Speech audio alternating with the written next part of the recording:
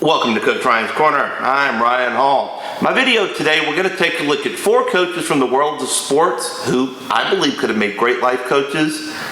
In reality, that's really what we are anyway. We're all coaches. We all coach people.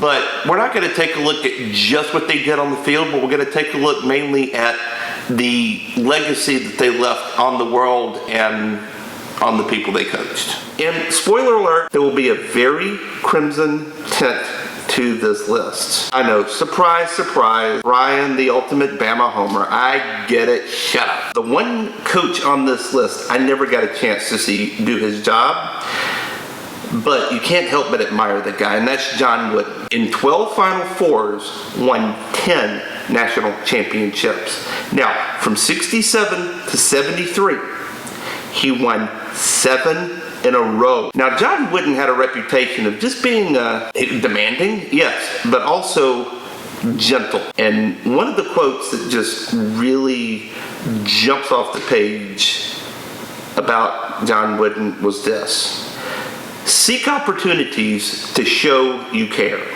The smallest gestures often make the biggest difference." Man, how true is that? You've got to take the opportunity. You've got to show that you care. You've got to show that you care from that authentic, real place, and people will do anything for you.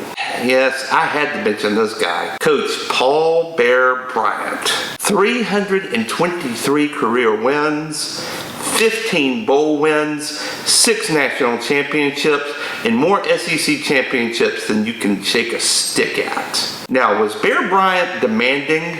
Yes. Could he be mean? Oh, hell yes. Ask them to a man. Would they do anything for Coach Bryant? Would they run through fire and not care if they got burned? Absolutely. Coach Paul Bear Bryant was one of the most inspirational but also motivational people in college sports history, in sports history, if you ask me. This is one that just, I think, really captures his essence, so to speak. Show class, have pride, and display character. If you do, winning takes care of itself. If you do the things that you need to do to accomplish what you want to accomplish, if you're coming from a place of authentic power, if you're coming from a place of love, there is no doubt that you're going to be successful. It's been in the news because you recently passed away, and that's the legendary women's basketball coach at the University of Tennessee, Coach Pat Summitt. She is the winningest coach in Division I basketball history. She won 1,098 games in her career. She won 8 national championships. Most remarkable feat in her career is in her 38 seasons at the University of Tennessee. Every player she ever coached who completed her eligibility, everyone, in 38 years, graduated. You will not hear that kind of graduation rate these days. That is just remarkable, is not a strong enough word to describe that. Now, I think this quote from Coach Summitt, I think, really drives home just what she was all about. And it's something that I'm really taking to heart in my own life, not just as a person, but as a coach. And that's this: in the absence of feedback, people will fill in the blanks with a negative. They will assume you don't care about them or don't like them. The people that really care about you, the people that want to see you succeed, the people that want to see you thrive, those are the people that are going to give you feedback. Feedback is not a negative. Feedback is not a judgment against you. Feedback is not something that you should take negatively. Even if the feedback is negative, use it constructively and you will become better.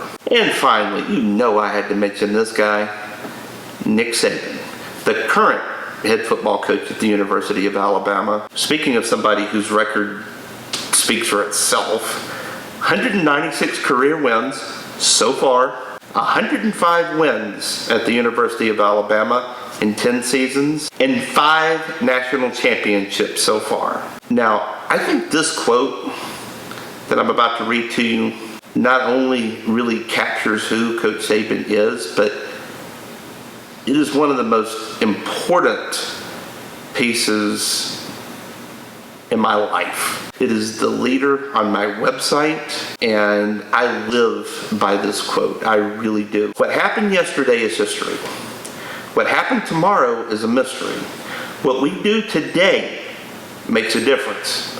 The precious present moment. You can't worry about what happened in the past. You can't worry about what's going to happen in the future. And you shouldn't worry about the current time. This is as cliche as I'm ever going to say, but the present is a gift. That's why they call it the present. These coaches, I think, can really teach us something, not just about the games and sports that they coach, but also, more importantly, about life. Because these coaches, they shape their players. They guide them, they motivate them, they inspire them, and they teach them that to be a winner on the field, you got to be a winner everywhere else.